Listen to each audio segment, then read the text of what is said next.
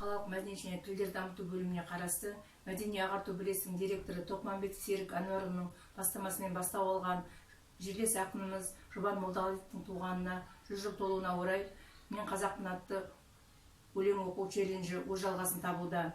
Мен Ақжелкен балалар аула клубының меңгерушісі Жакупова Айман Зімжанқызы, Алау балалар аула клубының меңгерушісі Ақболатова Дариға Жасқайратқызынан қабыл алып, Атамекен бар аула клубының меңгерушісі Айтқалиева Мира Дүйсенғалиқызына жолдаймын. Өлеңнің аты "Сағындым жайық".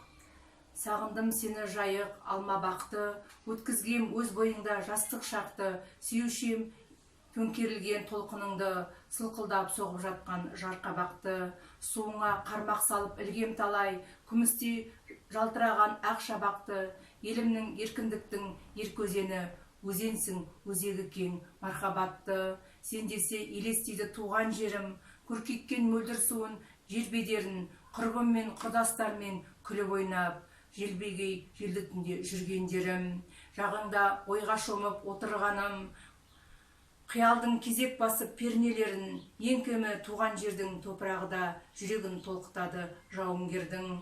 Асынып аттанарда қару жарақ, серт еткен ұландарың саған қарап, толқының тіл қатқандай болды бізге, жағамда жүрмесін деп жауаралап.